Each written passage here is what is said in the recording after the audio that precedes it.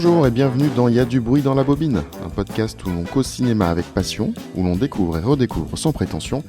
Ici règne bonne humeur et un brin de mauvaise foi. On n'est pas journaliste et ça s'entend parfois. On est juste deux copains, un micro et des films et on s'est dit allez, partageons tout ça pour le meilleur ou pour le pire.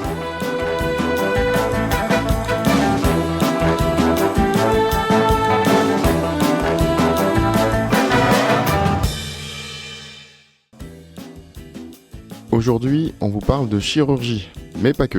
On vous parle de culpabilité, de justice, de rituels, de mythes. On plonge dans l'univers froid et clinique de Yorgos Lanthimos. On va vous parler de la mise à mort du cerf sacré. Et pour animer cet épisode, je suis avec celui qui est persuadé ne jamais regarder de nanar, Cédric. Et moi je suis avec celui qui refusera sûrement de revoir le film Street Fighter avec moi. Salut Manu. Salut Cédric, effectivement. Alors on sort tout juste du visionnage de la mise à mort du cerf sacré de Yorgos Lanthimos. C'est un film qui évidemment est dans ma watchlist, donc je te l'ai fait découvrir Cédric. Ouais. Est-ce que tu connaissais ce film ?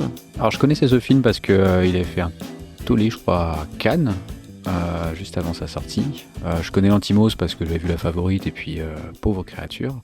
Donc c'est un film que quand tu l'as mis sur la watchlist, j'étais très content que tu l'aies mis parce que c'est un film que je voulais voir.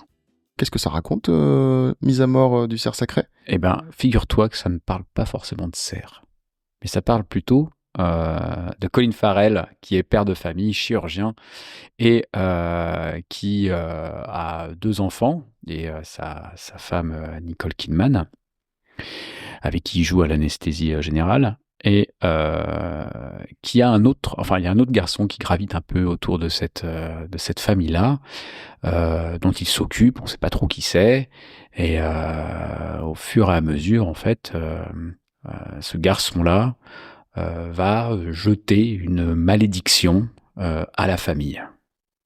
Voilà, sans spoiler de trop, je pense que c'est pas mal. C'est pas mal. Sans trop spoiler, qu'est-ce que tu en as pensé ? Eh ben, j'avouerais que j'ai été très décontenancé, un peu perdu. C'est pas un film qui m'a beaucoup parlé. Alors j'ai trouvé le film très beau, j'adore la mise en scène de Lanthimos, je trouve que, mon préféré reste Pauvre créature. En termes de mise en scène, j'ai trouvé ça fou. Mais le film m'a pas porté, quoi. J'ai pas passé un mauvais moment, parce qu'en soi, le film se suit bien. Les acteurs sont super bons. Colin Farrell est extraordinaire. Le jeune là, qui joue le garçon un peu... Barry Keoghan. Voilà. Est super bon. Mais ce film-là, à la fin, je me suis juste dit, mais qu'est-ce que tu veux me raconter ? Et moi qui suis quelqu'un de très terre-à-terre, les zombies, tout ça, Effectivement. très terre-à-terre comme garçon, j'étais vraiment perdu sur le fait que je n'étais pas capable de raccrocher les wagons sur un thème particulier ou un fond que j'aurais compris. Même si Pauvre créature, on en a parlé ensemble, moi j'y vois un thème particulier et toi non, ça me permet quand même de raccrocher puis d'avoir des choses à en dire sur le fond plutôt que la forme. Là, sur Mise à mort d'un cerf sacré, je suis un peu perdu parce que autant la forme, je peux en parler pendant un bon moment, autant sur le fond, je ne trouve pas mes mots. Bon, on va voir, on va essayer J'ai plutôt bien résumé. Le fond m'a pensé à la sortie du film, quoi. Alors moi, c'est un film que j'aime beaucoup. C'est un de mes films préférés de Lanthimos. Pour moi, c'est un réalisateur, c'est l'un des réalisateurs contemporains les plus intéressants. Que ce soit sur les sujets qu'il aborde, mais aussi la manière dont il les aborde. Dans son cinéma, il y a plusieurs phases. Il y a ces 3 premiers longs qu'on va appeler un peu la période grecque, la période un peu plus clinique. Donc il a fait 3 films, ces 3 premiers films, donc Kineta, Canine, qui est sans doute le plus connu puisqu'il a eu le prix Un certain regard à Cannes, qui est vraiment très très particulier puisque 3 adolescents qui sont élevés dans une maison coupée du monde et sous une emprise paternelle qui va comment dire, leur inculquer certaines règles. C'est vraiment un film qui parle de totalitarisme, pardon. Et on a Alps derrière, où on va suivre un groupe d'acteurs anonymes qui vont essayer d'aider les familles endeuillées en rejouant certaines scènes. Alors, c'est des films qui sont un peu des films d'installation. La deuxième phase de son cinéma, ça va être la partie, on va dire, un peu plus internationale, avec The Lobster et la mise à mort du cerf sacré qu'on a vu aujourd'hui, où là, on commence à rentrer un peu dans une transition. Donc on est plus sur un cinéma donc anglophone international. On continue avec l'absurdité de ses premiers films, mais dans un nouveau cadre. Et puis, ben, maintenant, on a un peu la période un peu plus romanesque et baroque que l'on va avoir avec The Favourite, où on va sortir un petit peu, enfin complètement d'ailleurs, on va sortir complètement du côté absurde, du côté froid et clinique, et on va aller sur quelque chose de beaucoup plus romanesque, de l'aventure. Et ça, on le voit vraiment dans Pauvre créature, puisque c'est vraiment un grand ride Ouais. d'aventure. On va suivre le personnage qui va s'émanciper tout au long du film. Et là, actuellement, la période en cours, où il retrouve son co-scénariste du départ sur Can of Kindness, qui est sorti en 2024, juste après Pauvre créature, assez rapidement en fait. Bon alors, honnêtement, c'est un film que je n'ai pas vu, qui est prévu, enfin voilà, j'ai prévu de le voir, mais je vais attendre un petit peu parce que j'ai un peu l'impression que ce soit pas, au vu des différentes critiques que j'ai pu en lire, que ce soit, enfin là, que j'ai pas l'impression que ce soit, Ouais, c'est ce que j'avais lu aussi. Il avait fait les deux films coup sur coup, il me semble. ouais, Est-ce que Pauvre créature était aussi sorti en 2024, si je ne m'abuse? en 2023, ouais. Et en fait, comme Pauvre créature, c'est un très très grand film d'aventure, c'est un film assez jouissif, qui est hyper agréable. Voilà, j'avais un petit peu peur de la redescente. Donc, je pense que je vais revoir ses premiers films et je vais enchaîner avec Kind of Kindness. Ce sera sans doute beaucoup plus doux parce que effectivement, pour Things, enfin Pauvre créature, il a eu un énorme succès. Il a eu un Lion d'Or à Venise, Oscar de la meilleure actrice. Enfin voilà, ce film. Peut-être parce qu'aussi c'est le film le plus abordable de Lantimos, non? C'est une question ouverte, hein. J'ai pas spécialement ou alors oui, parce que c'est le film le plus divertissant. Voilà, c'est ça. C'est le film le plus divertissant.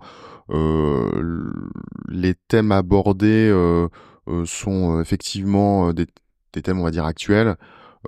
Mais voilà, c'est un film où on prend vraiment c'est un grand 8 visuel, Ouais. d'aventure, etc. Et c'est vraiment un super film. Donc n'hésitez pas à le voir, effectivement. Avec le recul, c'est sans doute le plus accessible. Qu'est-ce qui t'a bloqué, toi, dans Mise à mort du cerf sacré? C'est vraiment, je pense que le gros problème que j'ai, c'est que si je ne réussis pas, assez rapidement à comprendre le fond, ou au moins avoir une idée de là où il veut m'emmener sur du sujet dont il veut parler, je vais faire que de penser à ça. Et le problème de ce film-là, ce qui m'a réellement bloqué, c'est de me dire: «Mais où est-ce que tu m'emmènes, quoi?» Et même à la sortie, je n'arrive toujours pas à me le dire. Il parle de plein de choses, mais ça, je n'arrive pas, du tout. Pendant un moment, j'ai cru que c'était plutôt, sur, l'hérédité, hein, sur le fait que, voilà, ils sont tous les 2 médecins, ils veulent qu'il y ait, tu sais, tout cet impact social qui fait que les enfants doivent suivre un peu, bah et ça, je me suis posé la question. Puis très vite, je me suis dit: «Non, ça tombe un peu à l'eau» parce que, il y a le côté après de la culpabilité qui arrive avec, la mort en fait, du père de, je sais plus le prénom du Martin? personnage de Martin, voilà, de Martin, Martin. où on sent que si Colin Farrell s'occupe de lui, c'est parce qu'il a la culpabilité d'avoir tué son père, même s'il veut pas vraiment se l'avouer, quoi. Alors moi, j'y vois ça. Merci de spoiler tout de suite dès le début. Ah! Ah oui, c'est vrai, on avait dit qu'on spoilerait pas Bon, sur c'est pas cet grave. épisode-là. Allez. Mais donc, en fait, je suis passé de sujet de fond en sujet de fond. Et forcément, arrivé à la fin, je me suis dit, est-ce qu'il parle de tout ça un petit peu? Ou est-ce que je suis complètement à côté de la plaque et qu'il y a un sujet au-delà que je ne vois pas? Est-ce que tu peux nous décrire en fait comment commence le film, les premières scènes en fait? Ouais, bah le film, la première scène, c'est donc une opération à cœur ouvert, hein, qui est plutôt bien faite en plus, hein, parce que c'est très très réaliste. Qui se passe plutôt bien en fait. Fin d'opération, donc Colin Farrell jette après ses gants dans la poubelle. D'ailleurs, il y a une vue sur la poubelle qui, je n'ai pas trop compris pourquoi, mais bon, bref. Et lui, il sort avec l'anesthésiste et puis il parle de tout, de rien, enfin de montres, je crois. Et puis on les Ouais. suit en fait dans une espèce de plan séquence à caméra recul pendant quelques minutes. Qu'est-ce que tu as pensé de cette opération? Est-ce que ça t'a parlé? Pas plus que ça. C'est juste que c'est étonnant de démarrer un film comme ça sur une opération avec un corps où on voit vraiment l'intérieur, etc. Ouais, après moi, voir l'intérieur des corps dans les films gore que je regarde, ça me choque pas plus que ça. Cependant, oui, je vois où tu veux en venir. En fait, je pense que cette scène-là, elle part sur peut-être une scène un peu choquante entre guillemets, et suit après la banalité en fait des médecins qui ont l'habitude de voir ça, tu vois. Non, je pense qu'en fait cette scène, elle est surtout là pour expliquer que en fait une opération c'est clinique en fait. Il y a pas d'émotion, il y a voilà, on fait son boulot, ça démarre à un moment donné, ça se termine à un moment donné et il y a rien d'autre en fait. Yorgos Lanthimos a dit dans une interview qu'en fait qu'il trouvait ça normal et cohérent un film sur un chirurgien qui démarre sur une opération à cœur ouvert. Je pense que le début du film donne déjà des indices sur le ton du film, puisqu'il y a quand même un ton qui est excessivement clinique pendant tout le film, excessivement froid. Mais je suis d'accord. Il y a euh, des dialogues qui sont hyper crus, Hyper gênant, ouais. hyper gênants, mais en fait, le film nous dit qu'il n'y a pas de place pour l'émotion, en fait. Je pense que ça désamorce, en fait, ce que le film va dire après, c'est-à-dire la déshumanisation des rapports, puisque, en fait, tout est froid dans le film. Les dialogues sont froids, sont austères.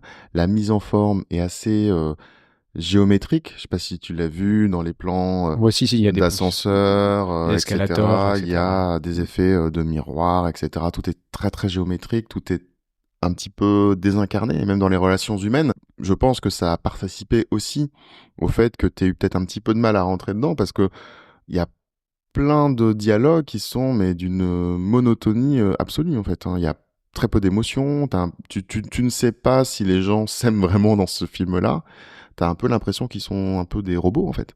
Oui, carrément. Bah d'ailleurs, enfin, je trouve que Colin Farrell le joue, mais extrêmement bien, hein.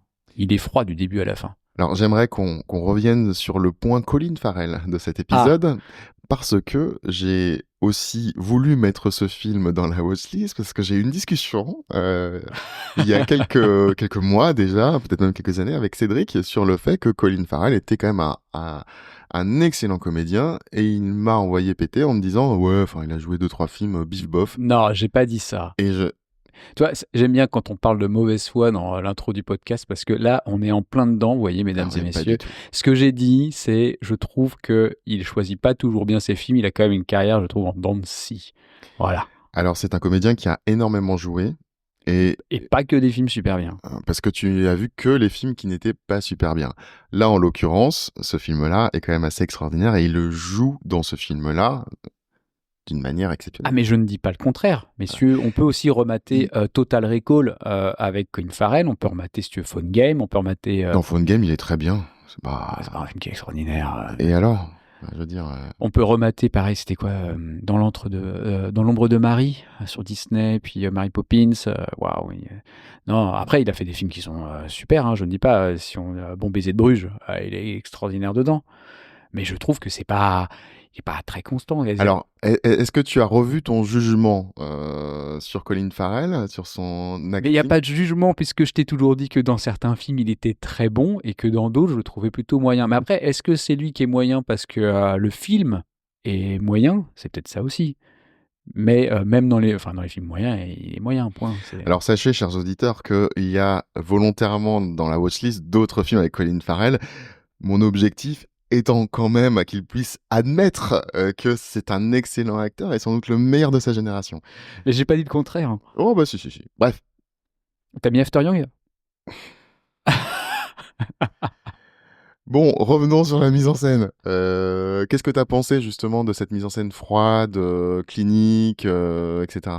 Mais moi j'adore la mise en scène de Lanthimos.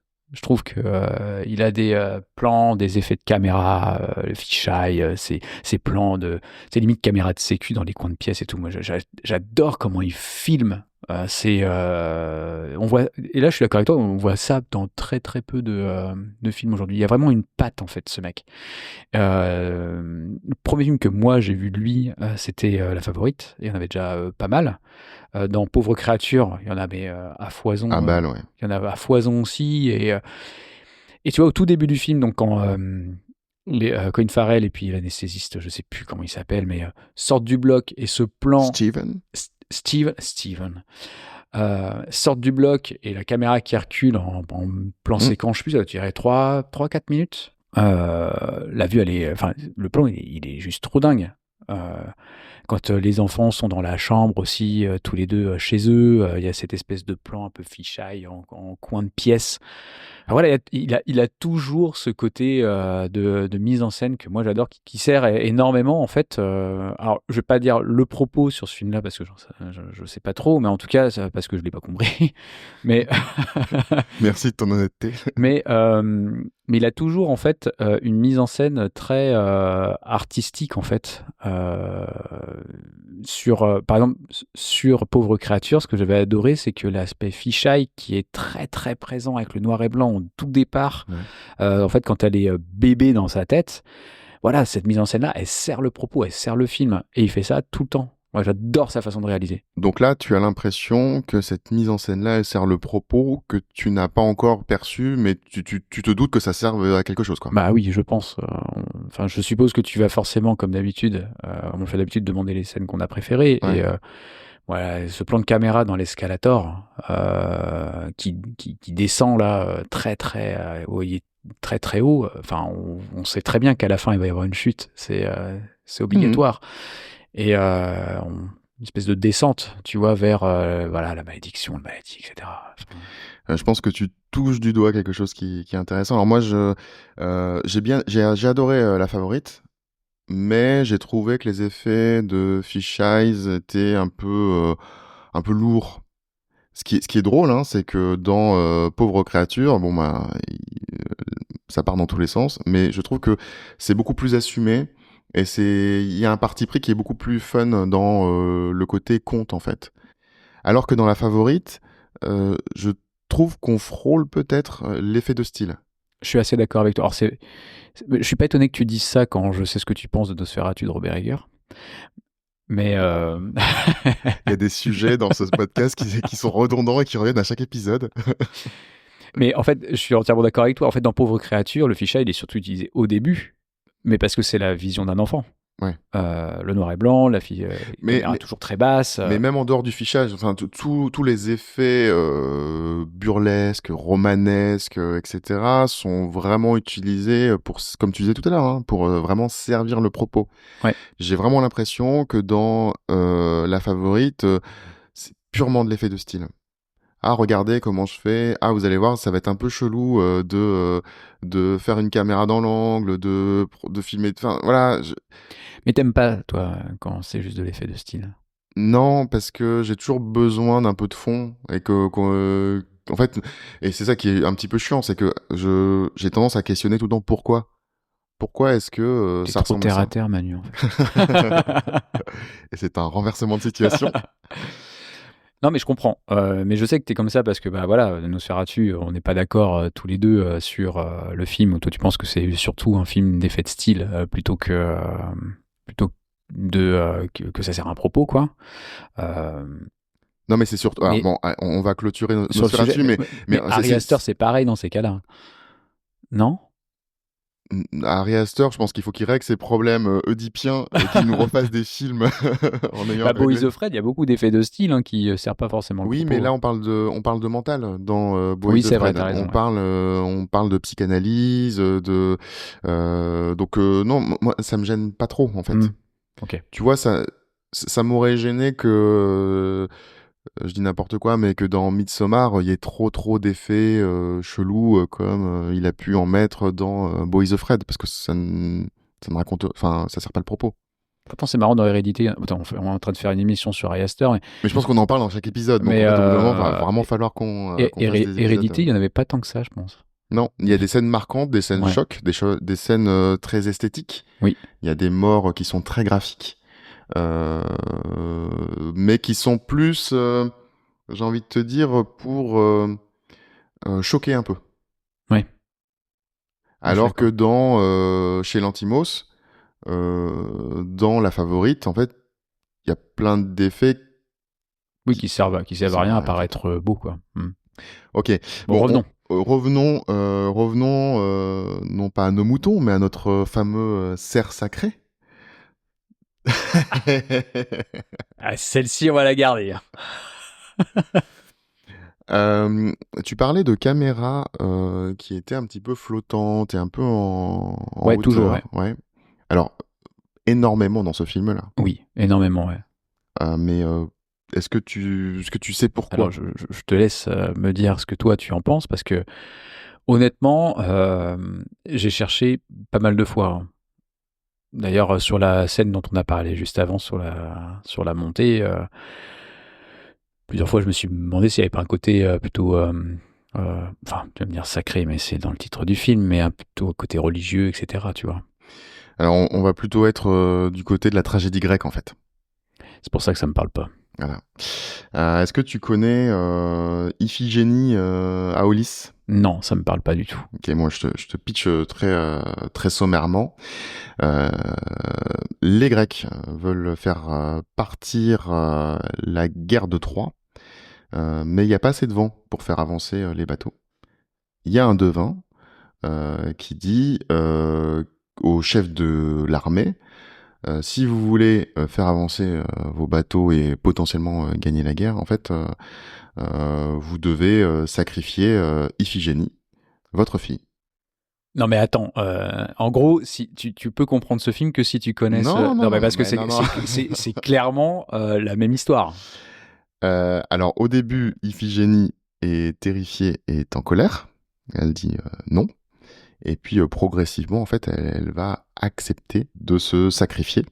Non mais ouais, alors vas-y, finis. De se sacrifier. Donc, bah, évidemment, c'est une histoire tragique parce qu'un père est obligé de choisir. Et je pense que le film parle vraiment de ça, entre sa fille et son rôle de chef, en tout cas.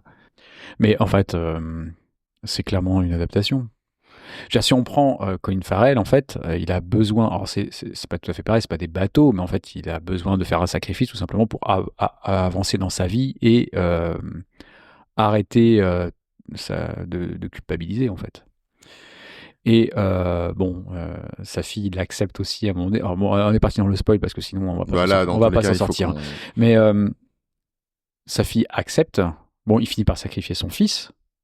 Mais c'est exactement la même histoire. Donc, à la rigueur, je comprends pourquoi tu me dis qu'en effet, j'étais trop premier degré, mais tout simplement parce que je connais pas cette histoire. Donc voilà, je pense on a mis le doigt dessus. En fait, la mise à mort du cerf sacré. Donc c'est un film vraiment pour le coup radical qui adapte librement en fait le mythe d'Iphigénie. Le film donc met en scène Steven, le chirurgien qui est confronté à cette fameuse punition divine qui est amenée par Martine, qui lui c'est pas un personnage en particulier en fait, c'est la sentence qui vient annoncer en fait euh, à euh, à euh, à Steven en fait tu as pris une vie, il faut que tu m'en donnes une autre. Ouais, moi, j'ai voyé quand même de la vengeance derrière. Et puis, bon, parce que il y a pas que en plus ça, parce que un des sujets de fond, pareil, qui m'a traversé l'esprit, c'est Martin qui veut finalement retrouver un père et reconstruire un cocon familial, puisqu'il essaye de caser quand même sa mère avec M- Colin Farrell. Moi je pense qu'il cherche surtout à caractériser Steven dans sa paternité en fait. Je pense je suis pas sûr que le fond du fond, après c'est mon point de vue, mais je suis pas sûr qu'il y ait un sujet oedipien de recherche de père de quoi que ce soit. Je pense que c'est surtout pour critiquer et questionner en fait l'héritage, la dette que la société ou que les familles elles ont en fait. Et est-ce qu'on est prêt à payer le prix de cette dette-là? Ouais, Je ok. pense que c'est plus dans ce goût-là et je pense que toutes les scènes très paternelles et gênantes évidemment entre Martin et Steven, elles sont surtout là pour essayer de caractériser, d'humaniser, d'énerver le père de famille pour qu'il puisse prendre sa décision en fait. Alors c'est marrant parce qu'on n'a pas le même degré de gênance. Moi, c'est pas ces scènes-là qui m'ont. C'est pas celle Alors, il y en a entre. beaucoup, hein. Il y en a beaucoup parce que le film est très très radical, hein. Il y a des scènes qui sont très très crues, qui sont hyper graphiques et malaisantes. Mais clairement malaisante. Enfin, je veux dire, il y a les discussions sur le mensonge entre Steven et son fils. C'est juste. Enfin, moi, mais non, mais c'est pas possible, quoi. Alors, je vais pas la dire là parce qu'on va se faire striker, mais honnêtement, moi, j'ai trouvé. Il y a des scènes comme ça qui j'ai trouvé vraiment très malaisantes. Comme la scène où. Comment vont vos enfants? Bah écoutez, la grande elle va bien, elle vient d'avoir ses règles et tout. Bordel. Alors, en plus, toi, tu le dis d'une certaine manière, mais en vrai, c'est beaucoup plus froid que Ah ça. bah, C'est beaucoup mais oui, plus. mais c'est ce qui rend le truc hyper malaisant en vrai. C'est que en fait, c'est du partage d'informations complètement personnel. Moi, je comprends pas ça, hein. Ça me dépasse, mais complètement, hein. Moi, ce que je trouve vachement intéressant dans le film, c'est la dualité entre la science et le côté divin. Parce que pendant une bonne partie du film, en fait, au vu de la dégradation de ses enfants, le père va essayer de chercher des solutions purement scientifiques. Donc dans la médecine, dans la chirurgie, etc. Il va faire appel à des experts, il va faire beaucoup d'examens pour essayer de régler les problèmes de santé de ses enfants. Ces problèmes-là sont clairement une malédiction en fait, hein. Donc une opposition entre la médecine, la science, le côté rationnel, clinique, et le divin, qui lui a décidé de faire justice en quelque sorte. Il y a cette opposition qui est permanente dans le film, puisque pendant que lui va essayer de trouver des solutions, de l'autre côté, certains personnages vont commencer à épouser le côté un peu rituel, divin, sacré, etc. Et le personnage de Martine va également de son côté, en parallèle, convertir un petit peu les membres de la famille, peut-être même l'épouse, etc. Qu'est-ce que t'en as pensé? Est-ce que ça t'a marqué? Est-ce que Ouais, je suis assez d'accord. En fait, ça, on le voit d'ailleurs dans deux scènes bien définies, hein, qui sont celles où de toute façon Steven refuse l'irrationnel, puisque on se rappelle quand Nicole Kidman lui dit mais en fait on a vu tous les médecins. Et ils ne savent rien et que lui lui dit bah c'est simple, je sais ce qu'il nous faut, c'est une mèche de cheveux, des poils pubiens et puis qui se met à retourner toute la cuisine en disant bah t'en as pas là. ouais, En c'est fait une il scène de reste dispute, ouais. voilà, il reste très rationnel et ça on le voit. Et la deuxième scène, je dirais c'est quand il enferme Martine dans la cave. Alors, je sais pas si c'est la cave ou une salle de jeu, parce qu'il y a des Oh, fléchettes, c'est le sous-sol, quoi. enfin au sous-sol, et que Martine lui dit mais tu n'as toujours pas compris en fait que c'est pas ça, il faut que tu cherches au fond de toi en fait. Il faut que tu regardes au fond de toi, c'est pas le côté enfin il lui dit pas ça comme ça mais c'est ce qui fait comprendre en fait que c'est pas la science, c'est pas une maladie, c'est pas quelque chose de concret. C'est que c'est toi, il faut que tu comprennes ce qui se passe. Une punition divine. Une punition divine. Alors moi, je l'ai pas vu comme une punition divine, mais à ce moment-là, je me suis posé la question si en fait, bah, justement, qu'il puisse travailler sur le fait que si tu réussissais à ne plus culpabiliser de ce qui s'est passé, tes enfants arrêteront en fait de souffrir. Et moi, je m'attendais à ça. Et forcément, quand ça continue, je me suis encore dit putain, mais c'est toujours pas ça. Mais la punition divine, je l'avais pas. Mais c'est qu'en fait, elle est immuable. Donc en fait, tu peux pas la science, le rationnel ne peut pas lutter contre cette sentence-là, en fait. Mais c'est pour ça que ça te fait rire quand tu dis que je suis très terre à terre. Parce que c'est pour ça que je la vois pas. Parce que dans le fond, moi qui suis quelqu'un de très rationnel, le fait de vouloir chercher quelque chose de très physique, entre guillemets, sur la signification, le fond du film, bah, je m'en sors pas. Parce que le sujet, il est pas là. Le sujet, il est bien plus vaste que ça. Tout à fait. Je vois très bien. Je te connais bien. Mais en vrai, je pensais que tu allais. Alors, je savais que visuellement, ça allait te plaire parce qu'il y a quand même un certain niveau et puis il y a une esthétique ouais, forcément, ça allait te parler.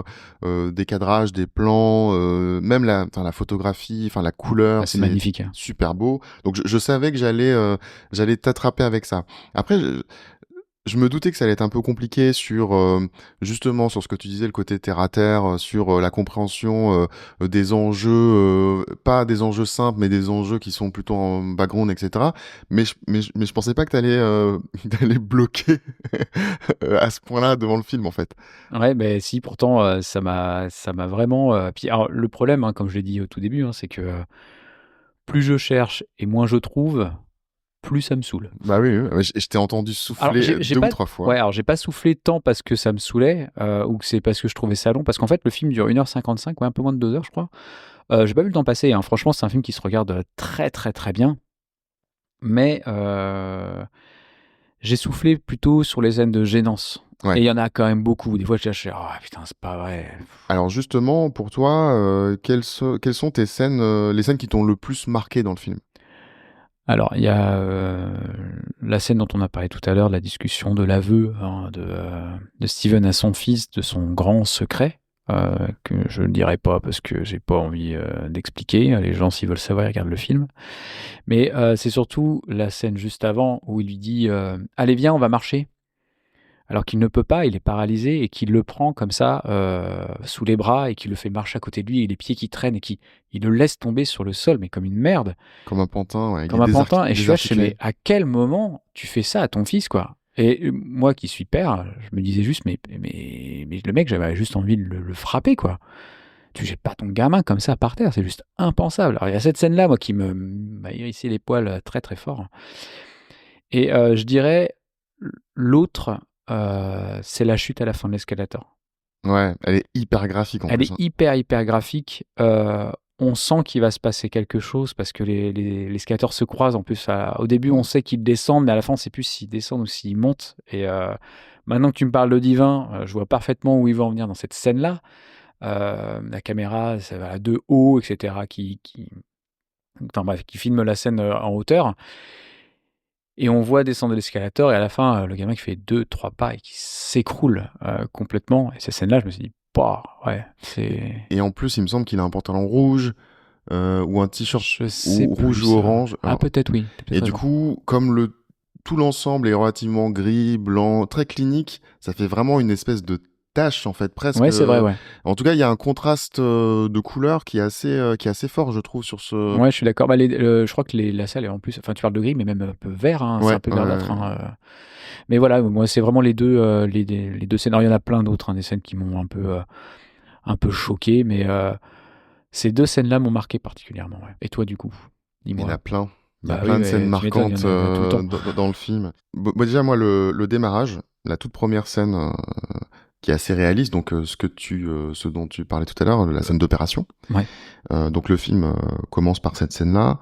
Pour le message que ça dit, l'humanité, ce n'est qu'un organe que l'on peut manipuler, on peut même jeter limite à la poubelle après. C'est pas tout à fait le cas dans la scène, mais en tout cas, je trouve que quand je parlais du ton du film, je trouve que cette scène-là, elle permet quand même de montrer, en fait, il y aura pas d'émotion, décision est prise, c'est comme ça et pas autrement.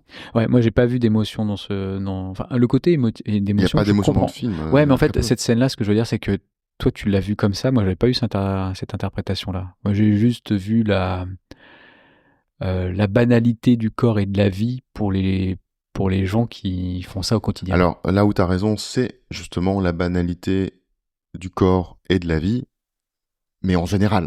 Enfin, Oui, oui, ok, je ouais, pense le que film un peu comme ça, ouais. voilà, je pense que c'est Ouais, ça, complètement. mais c'est exactement ça en vrai. La deuxième scène, qui est très très gênante aussi, c'est le dîner où Martin est invité dans la famille de Steven. Une scène qui a l'air un peu banale, parce qu'au début, enfin, on ne sait pas trop là où il veut en venir. C'est très flou sur ce qu'il veut faire de ce lien qu'il a avec Steven. Déjà, le lien qu'il a avec Steven au tout départ, il est relativement très très flou, hein, parce Oui, qu'on voilà. en a parlé ensemble, mais pour moi c'était un fils caché, et en fait c'est pas du tout ça. Et quand il est invité dans la maison, il y a un énorme décalage entre la normalité apparente et le fait qu'il commence à, comment dire, à instaurer dans la famille ce qui va arriver par la suite, c'est-à-dire son autorité. C'est-à-dire qu'il commence à mettre des graines, il commence à sympathiser avec la fille, il commence à sympathiser aussi avec le petit garçon qui voit en lui un plus grand avec une adolescence, enfin voilà, avec des poils, des machins, etc. Il va lui poser des questions et tout. Il va commencer à attirer aussi la fille de Steven. Donc c'est vraiment le début de je viens chez vous et je commence à glisser des petits. Ouais, il s'immisce peu un peu, ouais. Voilà. Et ça, je trouve ça hyper intéressant parce que la scène, elle paraît banale, un petit peu un petit peu malaisante parce qu'il y a des questions d'adolescents, bon, voilà, qui sont. Mais j'aime beaucoup cette scène-là. Ouais, alors j'ai quand même une question à te poser par rapport à ça. C'est est-ce que tu l'imagines comme ça parce que tu connais la suite du film ou pas? Parce que moi je l'ai pas du tout ressenti Mais comme parce que je ça. connais la suite du Oui, film. voilà, parce que Ouais. moi, Parce que de je l'ai prime vu plusieurs fois, abord, oui. quand j'ai vu cette scène-là, elle m'a dérangé plus sur le fait qu'on ne connaît pas trop, Les intentions. bah, surtout la relation que Steven a avec Martins, Mhm. qui fait que moi je pensais que c'était un fils caché et je comprenais pas ce qu'il foutait là, quoi. C'était improbable, hein. Et parce que en plus, il lui dit après exactement qui c'est à Nicole Kidman. Mm. Donc voilà, moi de prime abord, en tout cas, je l'ai pas du tout ressenti comme ça. Mais oui, mais c'est forcément, tu vois, c'est les scènes que tu réinterprètes après les avoir vues une deuxième fois, après avoir compris en fait le film. Donc du coup, elles prennent beaucoup plus de poids et beaucoup plus d'ampleur parce que tu sais que c'est le début du jeu en fait. Bah, tu vois, on en parlait tout à l'heure. Mais si on prend Funny Game d'Anneke, Mhm. en fait, le début, quand eux ils arrivent, est beaucoup plus malsain. C'est pas du tout. Enfin, déjà, c'est beaucoup plus. Tu ressens beaucoup plus de danger là que quand Martin il va dans la famille. Moi, j'ai pas ressenti quelque chose d'oppressant dans la venue de Martin à ce repas-là. L'autre scène qui est assez marquante, qui est une scène d'intimité de couple, qui est l'anesthésie générale, Eh oui. Très malaisante. et qui arrive assez rapidement en fait dans le film. Bah oui, dès le début, il me semble, dès qu'il rentre à la maison, hein. Donc voilà, on va pas la détailler parce que voilà. Mais en gros, c'est une scène intime de soumission et de prise de pouvoir aussi. Dit comme ça a l'air anodin, mais c'est un petit peu déstabilisant quand on la voit quand même. Moi, ce qui m'a déstabilisé énormément dans cette scène-là, c'est que jouer à l'anesthésie générale, c'est toi, tu y vois une soumission et puis une prise de pouvoir. Moi, j'y vois sous anesthésie générale, on pourrait faire ce qu'on veut en fait de ton corps. Et ça m'a fait énormément penser à la trilogie de la mort, le deuxième court-métrage, oui, de Nacho Cerda, qui pose le même sujet. Bon, d'un point de vue du médecin légiste, mais c'est exactement le même sujet. Et c'est pour ça que moi j'ai trouvé ça très très malaisant. Alors, il n'y a pas spécialement besoin d'avoir vu la trilogie pour trouver ça malaisant, je te rassure. Oui, oui, mais Ouais. dans le sens où soumission pouvoir, moi j'ai pas vu ça. Moi j'ai juste vu quelqu'un qui est en anesthésie générale où la personne peut profiter du corps sans problème. Alors dans le jeu du couple, je comprends pourquoi tu dis ça. Par contre, enfin moi j'ai trouvé ça très gênant comme scène de l'autre point de vue, hein. Ouais, ouais. Mais en même temps, on parle de quoi? On parle de chirurgien, de divin. Donc, je pense qu'on est vraiment dans le thème. Oui, oui, bah, oui, oui. Une autre scène, moi, qui m'a... Enfin, c'est pas une scène, mais c'est une série de scènes sur justement la paralysie progressive des enfants. Je trouve ça rude, vraiment. Et tu l'as évoqué tout à l'heure sur les scènes où, en fait, il essaie de forcer Steven essaie de forcer son fils à marcher. Bon, c'est un peu rude. progressivement, ça va un petit peu ça va de plus en plus loin en fait. Bah, dans la maltraitance, hein. Honnêtement, alors moi, quand sa fille qui devient paralysée en second, j'ai eu peur qu'on revive encore les mêmes choses. Et là, je me suis dit, ouais, bon, ça va 5 minutes, quoi. Franchement, avec son fils, oui, ça devient de la maltraitance parce que il veut absolument avoir ce côté rationnel. Il est hors de question que ce soit la malédiction, c'est que des bêtises. Il me ment, il joue. Et ouais, enfin, la scène que j'ai expliquée juste avant, elle est, pour moi, elle est insupportable, quoi. Et en même temps, à côté de ça, on a la sœur qui, elle, progressivement accepte en fait son sort et va essayer de convaincre ses parents, sans trop rentrer dans les détails, mais d'aller dans le sens de cette fameuse malédiction en fait. Ce qui fait changer un petit peu le point de vue du fils qui va d'un seul coup être beaucoup plus avenant envers son père. Il va essayer de lui dire, tu te souviens de tel moment, il va se couper les cheveux, il va essayer d'être beaucoup plus tendre pour que son père n'ait pas une décision en fait définitive vis-à-vis de lui, quoi. Ah bah, finalement, Et c'est relativement dur, ce qui nous amène à la scène de fin, à la scène de fin, qui est une roulette une russe. roulette russe sacrificielle. Je m'attendais pas à ça. Ouais. Moi, honnêtement, quand bon, on spoil complètement de toute Bah là, façon, de toute façon, mais quand on est arrivé à cette scène-là où il lui met la cagoule, je me suis dit, bah en fait, il va tous les tuer, il va se suicider juste après. Je m'attendais vraiment à ça. Quitte à sacrifier un de ses enfants, c'est beaucoup trop dur, bah on va tous s'arrêter là, et puis voilà. Je m'attendais à ça.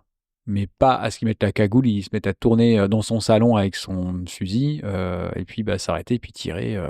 Puis surtout qu'elle dure longtemps, parce qu'il tire plusieurs fois. mm. À côté, enfin, c'est abominable. Parce que là, il fait le choix du hasard. Bah, parce qu'il n'arrive pas à choisir, parce qu'il est compréhensible. Hein. Mais il n'arrive pas à choisir, mais il essaye quand même juste avant de choisir. Par exemple, il va à l'école Ah, et qu'il demande en fait au professeur, au proviseur, en gros, je simplifie, mais quel est le meilleur de ces deux enfants qui sont dans le collège pour peut-être l'aider à faire un choix, quoi. Mais elle aussi, hein, elle est horrible, hein, Nicole Kidman. Hein. Parce que quand elle dit, bah, de toute façon, on n'a qu'à tuer un des deux, c'est pas grave, on en refera un, c'est hallucinant. Mais parce qu'elle est déjà contaminée par la sentence. Elle est peut-être pas dès le début, mais par contre, son personnage a une vraie évolution, en fait, sur une vraie progression. Ce qui m'étonne par contre, c'est qu'elle elle ne soit pas du tout contaminée comme ses enfants. Parce que logiquement, les trois devaient l'être et pas elle. Mais c'est parce que, en fait, il s'est séparé d'un de ses enfants suffisamment tôt pour. Tu crois? Bah, je pense que c'est peut-être. Alors, c'est une hypothèse, mais c'est peut-être pour ça qu'il choisit de se séparer d'un de ses enfants pour pas que sa femme soit contaminée. Peut-être qu'au fond de lui. J'ai cru à un moment donné qu'il allait choisir de tuer sa femme. Tu sais, quand elle est endormie, qu'il la regarde du haut tu sais, il est à côté du lit, qu'il la regarde, je me suis dit, il va y passer. Mais en même temps, je reviens un petit peu sur ce que je viens juste de dire parce que à la fin, il fait le choix Du hasard. du hasard et aléatoirement en fait, Et parce elle que est là. et elle est là. Ouais, c'est pas le hasard entre les deux. Alors, est-ce que au vu de tout ce qu'on vient de se dire, est-ce que tu revois un petit peu ton point de vue? Comment est-ce que ça éclaire ta vision du film? Bah, ça me donne d'autres perspectives. Je me dis juste que je vais peut-être le regarder une nouvelle fois. Je pense que si j'avais connu par contre la tragédie grecque en amont, ça aurait été plus facile, pour moi en tout cas, d'interpréter les choses. Là, au vu de notre discussion, forcément, je vais voir les scènes complètement différemment. Donc je pense que je le regarderai une nouvelle fois. Ouais.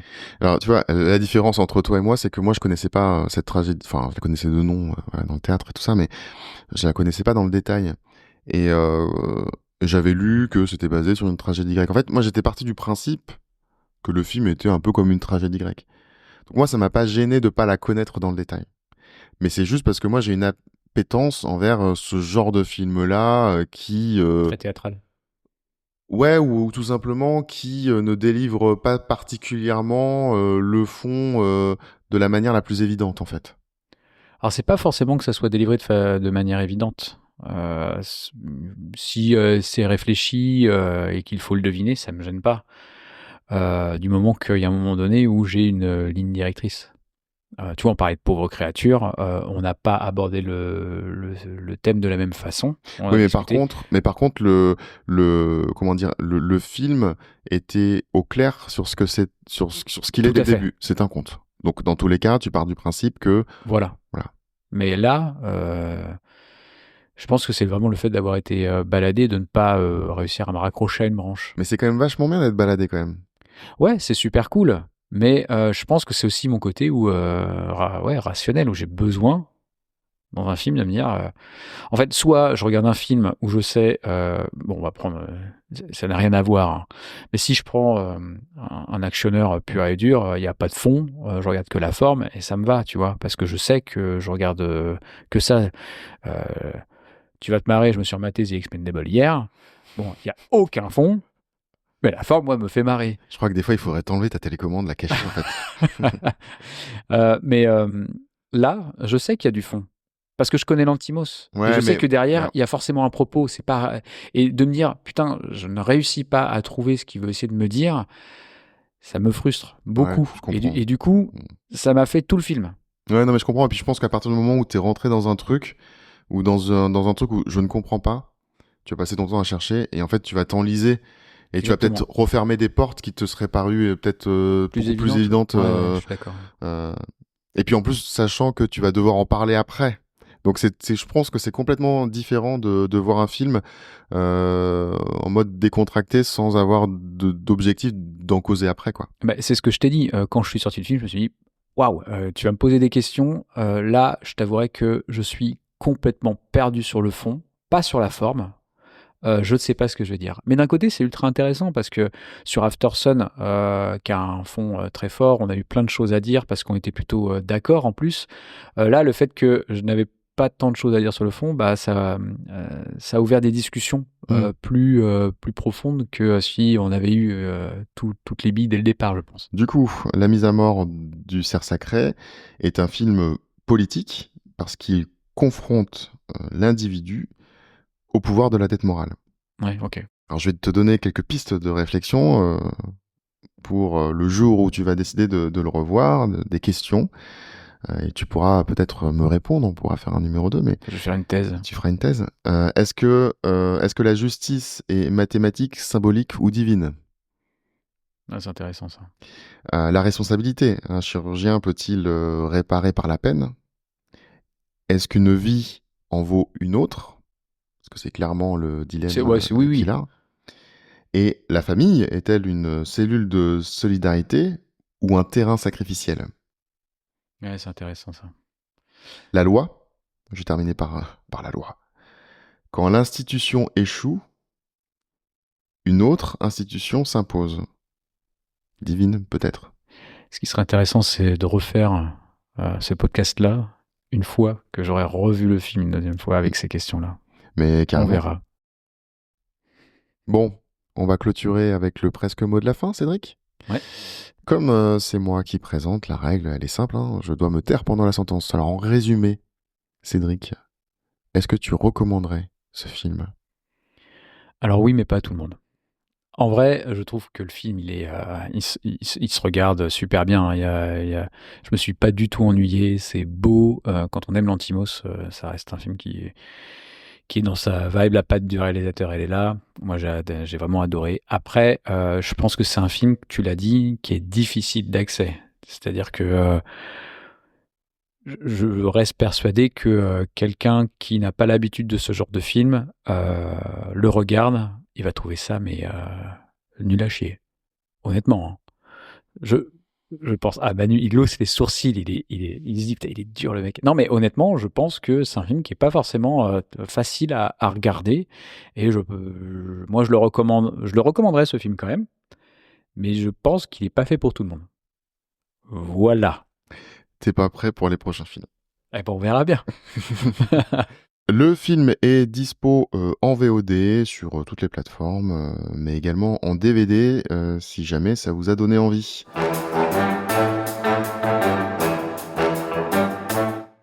Alors on a bouclé le film du jour mais pas l'épisode, et à la fin de chaque épisode on aime vous glisser une petite ou plusieurs petites recos sorties de derrière les fagots.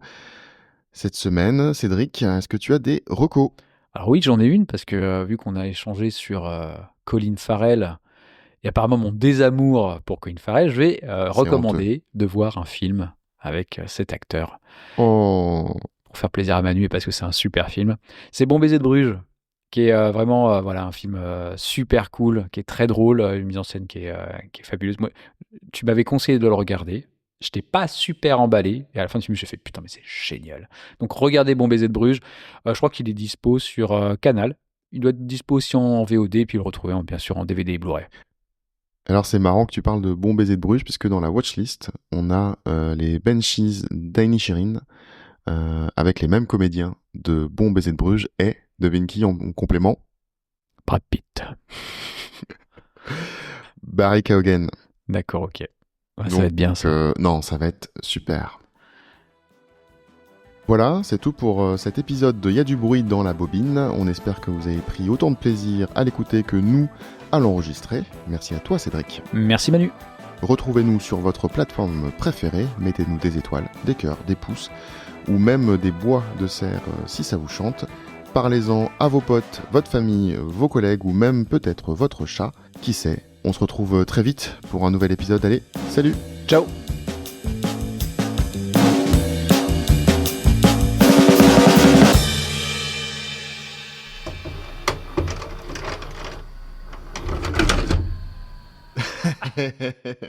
Ah, celle-ci, on va la garder.